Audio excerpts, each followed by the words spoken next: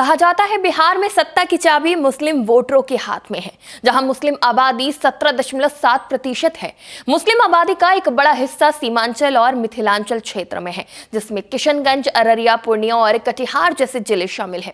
किशनगंज तो बिहार का एकमात्र मुस्लिम बहुल इलाका है, जिसे देखते हुए तमाम राजनीतिक दल 17.7% यानी कि करीब 4.5 करोड़ मुस्लिम आबादी को अपने वोट बैंक में बदलने के लिए तरह तरह के रास्ते अपना रहे हैं। जनसभाओं और प्रचार का दौर भी चरम पर है और अब इस बिहार के चुनावी समर में एंट्री हो गई है वक्फ कानून की।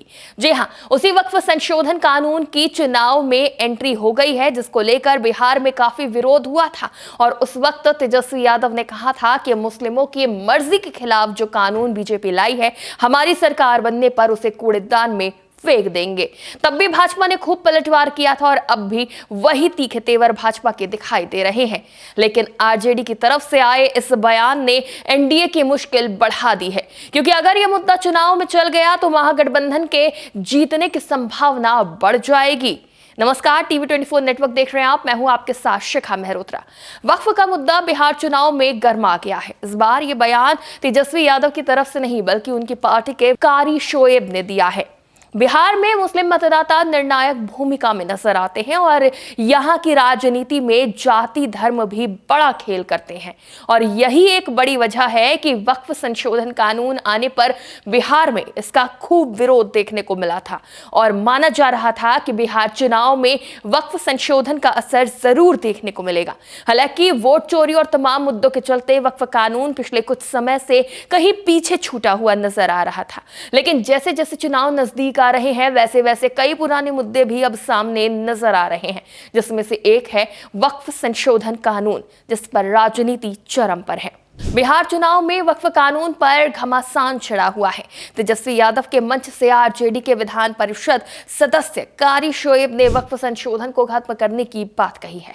कारी शोएब ने विवादित बयान देते हुए कहा कि अगर तेजस्वी यादव बिहार के मुख्यमंत्री बन जाते हैं तो सभी बिल फाड़ दिए जाएंगे, जिसमें वक्फ बिल भी शामिल होगा। कारी शोएब ने खगड़िया जिले के परबत्ता विधानसभा क्षेत्र में राजद के प्रत्याशी और मौजूदा विधायक डॉक्टर संजीव कुमार के समर्थन में जनसभा को संबोधित करते हुए यह बयान दिया।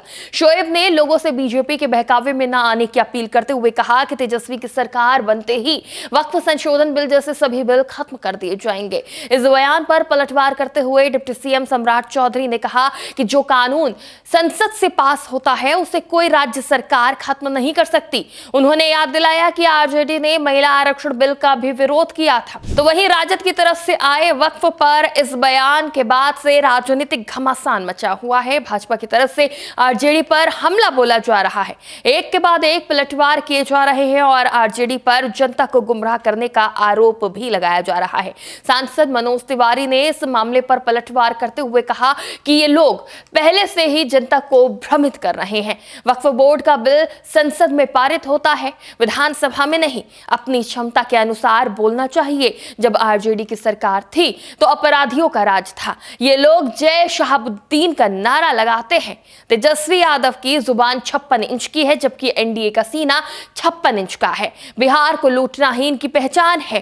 तो वहीं भाजपा के राष्ट्रीय प्रवक्ता सैयद शहनवाज हुसैन ने इस मामले पर प्रतिक्रिया देते हुए कहा कि आरजेडी के लोग जंगल राज वाले हैं। उन्हें नहीं पता कि केंद्र की संसद से जो वक्फ संशोधन बना है उस पर सुप्रीम कोर्ट की भी मुहर लग गई है। जनता को गुमराह करने के लिए ऐसे बयान दिए जा रहे हैं। वक्फ संशोधन एक्ट पास हो गया है। आरजेडी पूरी तरह से निराश और हताश हो गई है। ये वक्फ संशोधन एक्ट को खत्म करने की बयानबाजी कर रहे हैं। भारतीय जनता पार्टी की तरफ से लगातार आरजेडी पर हमला बोला जा रहा है और बताया जा रहा है कि आरजेडी किस तरह से जनता को गुमराह कर रही है। जो कानून आ चुका है अब उसे बदला नहीं जा सकता है किसी भी राज्य सरकार के द्वारा। तो वहीं 2023 कास्ट सर्वे की माने तो बिहार में मुस्लिम आबादी 17.7% यानी कि करीब 4.5 करोड़ है। ये 38 जिलों में फैली हुई है, लेकिन सीमांचल, मगध और तिरहुत में मुस्लिम मतदाता बड़ी संख्या में हैं और किसी भी पार्टी की जीत हार तय करने की क्षमता रखते हैं। इतिहास उठाकर देखें तो बिहार के एकमात्र मुस्लिम सीएम अब्दुल गफूर थे, जिन्हें कांग्रेस ने 1973 से 1975 तक सीएम बनाया था, लेकिन डिप्टी सीएम के पद पर कभी मुस्लिम नहीं रहे हैं। लेकिन अब इन्हीं मुस्लिम मतदाताओं को अपनी तरफ करने के लिए आरजेडी ने वक्फ कानून का मुद्दा उठाया है। है जो चर्चा का केंद्र बन गया है। लेकिन क्या यह मुद्दा चुनाव में कारगर साबित होगा या विपक्ष अपने मुद्दे पर ही फंस जाएगा? क्या मुस्लिम मतदाताओं का समर्थन महागठबंधन को मिलेगा या ओवैसी का महागठबंधन बाजी मार जाएगा? ये तो समय ही बताएगा कि वक्फ कानून का बिहार चुनाव पर क्या असर होता है। लेकिन आपको क्या लगता है, आरजेडी की तरफ से जो ये मुद्दा उठाया गया है इसका बिहार चुनाव पर कितना असर पड़ेगा? क्या वक्फ कानून वाले इस मुद्दे पर बिहार की मुस्लिम मतदाता जनता अपना वोट करेगी, आरजेडी को जिताएगी, या फिर अन्य मुद्दों को देखते हुए इस बार मतदान होगा? अपनी राय जरूर दीजिएगा। फिलहाल के लिए इतना ही। आप देखते रहिए TV24 नेटवर्क।